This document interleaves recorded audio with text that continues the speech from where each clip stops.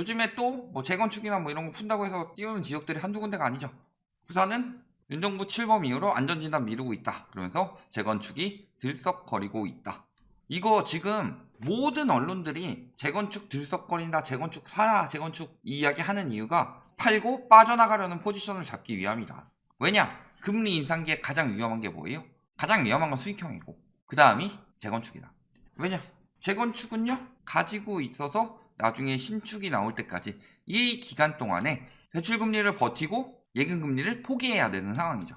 그렇기 때문에 이 기간이 굉장히 길죠. 예를 들어서 요즘엔 조합원 이후에는 못 사죠. 그래서 완공 시점까지 조합 설립 시점부터 평균적으로 8.5년 걸리는데 8.5년 동안에 대출금리는 계속 올라서 부담은 늘어나요. 만약에 예금금리가 계속 올라가게 된다면 기회비용 차원에서 그만큼의 손해가 발생하는 거죠. 그게 굉장히 한두 푼이 아니죠. 수십억이죠. 그것을 버티면서 신축을 기다릴 의미가 있느냐 없느냐 요거를 생각해 보시면 지금 금리 인상 시기 그것도 한두 차례가 아니죠. 미국에서 11차례 올린다고 그랬어요. 그리고 그 11차례를 다 올리진 않더라도 오히려 빅스텝으로 더 빨리빨리 당겨서 올릴 수 있죠. 그런 상황에서 왜 지금 재건축을 들어가느냐, 왜 지금 재건축이 뜨느냐, 왜 똘똘한 채라고 재건축을 약팔이를 하느냐, 이거 지금 다 털고 빠져나오려는 포지션이에요. 지금 못 턴 사람들 털 수 있게 기회 주는 거예요. 그런데 그게 안 되는 상황이죠. 그래서 거래가 많이 나와요. 맨날 신고가 찍으면 뭐예요? 돈을 번다는 투자라면은 로또가 되면 안 되죠. 로또 되면은 대박인데 내가 돼요? 100명 중에 1명 당첨되는 게 그건 복권이죠. 투자가 아니고. 투자라면은 안정적인 수익이 나야 되죠. 누가 되든 간에. 그런데 왜 그런 거를 지금 유도를 하느냐? 거래가 안 되는데 한 명 신고가 찍었어요. 그 사람은 엄청 벌었을 수 있죠. 그게 만약 사실이라면. 그런데 나머지 99채가 안 팔리고 있다. 예전에는 10채씩 팔리던 게 지금 한 채 팔리고 있어. 신고가를 팔리고 있다. 그러면 지금 이거 시장의 긍정적인 신호가 아니죠. 그런데 굉장히 긍정적인 신호인 것처럼 언론에서 계속 보도하면서 심리만 조장하고 있다. 그래서 요즘에 심리 올라가고 있다고 하죠. 그런데 심리가 올라가면 뭐예요? 사질 않는데. 그러면서 20년 초과 이런 것들이 뜨고 있다. 한대예요, 한대. 속는 거예요. 보면은 완화 기대감에 상승세 지속되고 있다. 자, 이게 상승세 지속이란 기사 언제 떠느냐? 2주 상승했을 때.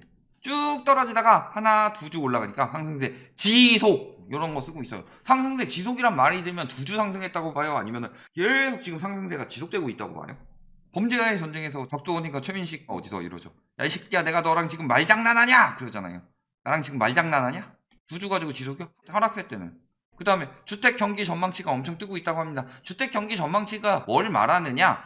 전망치가 좋으면은 집값 올라가겠구나 이렇게 보시는 게 아니라 분양 잘 될 것 같다. 즉 건설사들이 보는 주택 경기 전망치예요. 우리가 분양이 잘 될 것 같다. 사람들한테 분양으로 잘 팔아먹을 수 있을 것 같다. 이거 얘기하는 게 주택 경기 전망치인데 이게 높다고 해서 소비자들한테 좋은 거 아니에요? 집값을 올릴 신호다 이거 아니에요?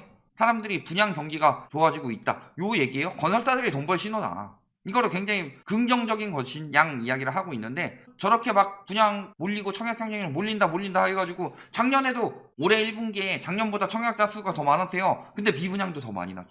뭐야 경기 전망치만 높으면 뭐해. 매매가 3주 연속 상승. 어디서 많이 커요? 기장군이 상승폭이 크대요. 기장군에 재건축이 많아요? 아니요. 기장군이에요. 군. 다른 데는 군대 기장은 군이에요. 이거 뭐예요? 그만큼 저렴한 아파트가 많다. 1억 미만 갭투기 이런 거 들어가기 좋은 게 많다. 이런 데 들어가고 있는데 갑자기 경기 실사가 이렇게 오른 것 자체가 이상하지 않아요? 갑자기 왜 3월 돼서 이렇게 올라요? 우리 윤석열 대통령님이 당선되셨으니 모든 걸 다 해주실 거야. 분양 경기 엄청 잘 될 거야. 주택 사업 엄청 잘 될 거야. 심리 조장에서 나온 결과 아니냐. 저거는 소비자 입장에서 보는 게 아니라 생산자 입장에서 좋을 것 같다 이 얘기예요. 건설사 입장에서. 근데 막상 핵심인 해운대구 이런 데가 상황이 좋지 않다는 거죠. 그러면서 2년 만에 하락 전환 반대로 똘똘한 채 있는 곳이. 근데 뭐라 그래요? 신규 공급이 많지 않은 지역들은 가격 하락이 예정된 것이나 다름없다. 이 뭔 개소리야! 여태까지 공급 부족으로 집값 올랐다고 그랬죠. 그런데 왜 신규 공급이 많지 않은 지역들은 가격 하락이 예정되었다고 하느냐? 자, 이거 잘 보시면은 지수가 있죠. 평균 가격, 그 다음에 중위 가격 이런 것들 중심으로 집값을 나타내죠. 그런데 예를 들어서 9채라고 합시다. 가격이 이렇게 찍혔다고 합시다. 그런데 신축이 한 채가 들어오면은 분양가가 저렴하다고 하더라도 나중에 딱 들어와서 시세 보면은 막 신축이라고 11억 이렇게 하고 있어요. 그럼 중위 가격이 6.5에서 7로 올라가죠. 그래서 신축이 계속 들어온다. 11억 2개 들어와 봐라. 그러면은 7.5로 올라가고 이런 식으로 굉장히 높게 올라가기 때문이에요. 신축이 비싸게 들어오기 때문에. 그래서 신규 공급이 많은 지역이 거래가 활성화되기 시작하면은 지수상으로 높아질 수 있다. 그래서 지금 이번 정부에 막 올라간 이유 중에 하나는 뭐예요? 신축 아파트들 가격 쭉쭉 끌어올려서 그렇게 된 거죠. 신축 아파트들 들어오고 공급 부족이 아니었죠. 공급은 엄청 많이 들어왔어요. 가격 상승세가 제일 심하던 2019년, 2020년 봐봐라. 2021년은 저금리로 인해서 갑자기 확 늘어나면서 명끌 수요들 들어오고 막 해서 막판에 실수요한테 털어내는 시기였다면 2020년까지 봐봐라. 19년, 20년. 서울에 공급 가장 많을 때 집값 가장 많이 올랐죠. 왜? 금리 하락기였기 때문에. 그러면서 해운대구 하락은 부산 전역이 하락세 흐름으로 바뀌었다고 판단하는 기준이 될 것 같다. 원래 부동산 시장은 저렇게 보는 게 맞는데 언론에서 강남 상구 떨어질까봐 계속 서울에선 그 얘기하죠. 딴 데는 떨어져 똘똘한 채 십니다. 부산은 똘똘한 채 심리 없어요? 서울 수도권은 강남이 똘똘한 채라면은 경남, 부산, 울산 여기서는 부산 해운대구가 똘똘한 채 아니에요? 근데 떨어지면 저렇게 말하는 게 맞아요. 그런데 강남 떨어지니까 뭐라 그래요? 일시적일 것이다. 똘똘한 채가 뜬다. 사람들이 사고 싶어서 안달이 난 동네가 강남이다. 결국은 다시 뜰 것이다. 그래요? 매매 가격 지수 보면은 쭉 보합 나오다가 요즘에 조금씩 상승한다고 나오고 있다. 그리고 전세 역시 굉장히 지금 상승폭은 줄었지만 조금씩 올라가고 있는 상황이다. 이렇게 나오고 있죠. 그러면서 전세가율은 쭉 벌어지는데 자 요거는 더 벌어졌어요 라고 우리가 이야기할 수는 있겠지만 통계상의 문제라고 그랬죠. 이렇게 보는 게 맞죠. 추세로 본다면. 그래서 이렇게 진행되고 있다. 전세가율도 벌어지고 있다가 조금씩 전세가율이 올라오고 있다. 자 그러면 매매가 상승하고 전세가도 상승하는데 전세가가 더 상승해서 전세가율이 줄어든다. 이렇게 볼 수 있는 거죠. 저 통계만 보면. 그리고 수급 동향 보면은 심리가 살아나고 있다. 100 밑으로 내려간 지 한참 됐지만 심리 살아나고 있다. 이런 추세들이 나오고 있죠. 언제부터? 대통령 선거 요때쯤이죠. 그 전후부터 아유 이재명이도 완화해주고 윤석열이도 완화해준다고 하네. 그러니까 심리가 살아나고 있었던 거죠. 그러면서 이제 부산에서 매물이 증가하는 이유는 양도세 중과 완화 방침 때문이다. 자 양도세 중과 완화 이야기는 거의 4월 다 돼서 나왔죠. 그것 때문이에요. 열흘 전보다 증가한 이유. 보통 한 3월에서 한 5월 중순까지 매물이 올라가다가 이때부터 슬슬 매물이 빠져서 한 7, 8월까지 매물이 빠진다.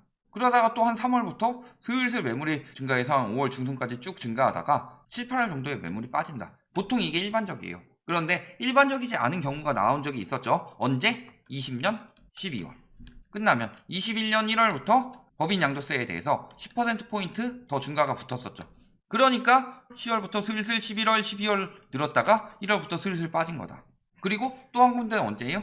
21년 10월부터 매물이 슬슬 늘어나기 시작했다. 그러면서 지금까지도 늘어나고 있죠. 근데 이거 왜 늘어났어요? 요거는 세금이랑 전혀 관련이 없다고는 못하겠지만 다른 때처럼 이제 세금이 갑자기 나오기 직전에 급매로 팔고서 절세 매물을 냈다가 안 되면 마는 이런 게 아니라 그냥 매물이 늘어났던 거죠. 그 추세가 지금까지 이어지고 있어요. 자, 양도세 중과 완화 때문에 매물이 늘어나니까 완화는 올바른 정책이다 이런 식으로 여론을 만들려고 하는데 이미 3월부터는 원래 매물이 늘어나는 거고 그 이전부터도 매물이 계속 늘어나고 있었다. 이게 답이죠. 양도세 중과 완화 발표 다음에 늘어난 거예요? 아니면은 그 전에 7월부터 계속 늘어난 거예요? 어디서 사기를 치느냐?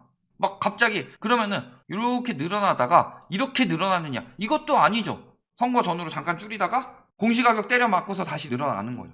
전세는 쭉 늘어났다가 지금 조금 빠진 정도고 지금 다 전월세 최근에 조금 빠지는 이유는 임대차 상품 완화한다고 하니까 버티는 거예요. 일단 매물 빼놓고 보는 거다. 그 사이에 먼저 계약돼가지고 4년짜리 계약되는 수도 있으니까. 그리고 매매 거래량은 뭐 심리 엄청나게 살아난다고는 하지만 막상 박살나 있죠. 여전히 싸늘하고. 그 다음에 가장 많이 거래되는데 어디예요? 1억 미만. 두 번째요? 이것도 공시가격은 1억 미만일 가능성이 높죠. 세 번째도 마찬가지고. 무슨 재건축이 뜨고 뭘 해요? 지금 다 1억 미만 가지고 장난질 치고 있는 거지. 그마저도 올라가다 멈췄고 다 1억 3천에 거래됐는데 1억 1,500에 내놓고 있죠. 물론 9,800에 거래된 것도 있지만 2억 7천에 거래했는데 2억 4,500에 내놓고 있어요. 물론 얘는 호가가 더 높지만 이런 데 보면 뭐예요? 더 싸게 내놔도 지금 안 팔리고 있다는 게 답이라는 거죠.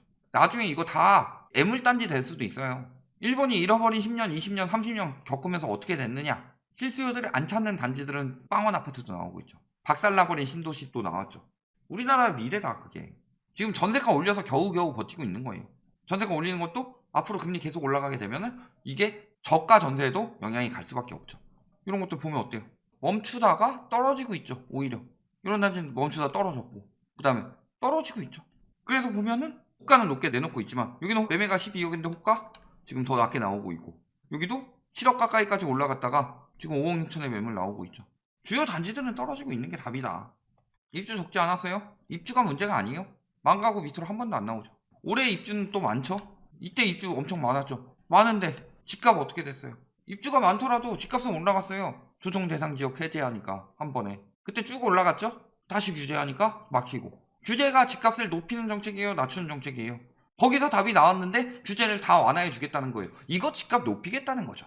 그런데 문제는 그 상황에서 금리가 뒷받침이 되느냐. 그게 안 되니까 지금 거래도 더럽게 안 나오고 있는 거다. 그런데 계속 지금 쌓여왔던 이 과잉 물량들은 나중에 영향을 줄 수밖에 없죠. 서울하고 수도권을 제외하고는 주택보급률이 100%가 넘어갔는데 분양도 이만큼 쏟아진다라는 거. 지금도 입주가 많이 들어오고 있는데 몇 년 뒤에도 또 입주가 많이 들어온다는 거죠. 강서구나 이쪽에 보면은 명지국제 신도시나 뭐 이런 데 쪽에서 굉장히 입주 물량이 많이 들어왔죠. 그리고 그런 상황에서 가뜩이나 분양 많은데 재건축도 풀어준대요. 그래서 엄밀하게 말하면 지금 당장은 입주가 많은데 재건축 풀어서 열심히 만드니까 당장은 집값 띄울 수 있죠. 그런데 저것까지 겹치게 돼서 나중에 입주 폭탄 들어올 때는 어떻게 될까요? 그때쯤 되면 팔릴까요? 금리까지 올라간 상황에서? 엘리베이터 노후화돼서 재건축을 해야 된대요. 요즘에 다 이유 갖다 붙이기 마련이에요. 재건축은 뭐예요? 노후화된 단지를 신축으로 만들어서 주거 개선을 하기 위해서죠. 세계적으로 주거 개선을 위해서 재건축을 하는데 우리나라는 주거 개선을 위한 목적이 없다. 재건축은 다 뭐예요? 돈벌이 용으로 하려고 하니까. 아니 어느 나라에서 재건축을 30년 만에 때려 부수고 다시 지어요. 그러니까 도구나 카우나 다 지금 재건축 해달라고 하지. 일부러 안 고치고 허접하게 만들고 망가져서 삶이 불편하면 불편할수록 그건 세입자한테 힘든 건 다 떠넘기고 아파트 봐봐라 재건축해야 된다. 세입자들이 힘들다. 니들이 안 고쳐줘서 힘든 거예요. 결론 상승세를 주도하는 건 재건축이 아니라 뭐예요? 1억 미만 갭투기 이런 거 가능한 초저가 아파트들이 상승세를 아직 만들어내고 있을 뿐이다. 그리고 실질적으로 입주, 분양 둘 다 엄청나게 많다. 이런 상황에서 금리까지 올라가고 있죠. 금리 상승, 매매가도 문제지만 전세가에도 영향을 미칠 거예요. 이런 것들이 크게 영향이 갈 수밖에 없다. 이런 것들 전반적으로 따져보시면 지금 사야 할 때냐, 특히 재건축을 사야 할 때냐 답이 나오실 거라고 봅니다.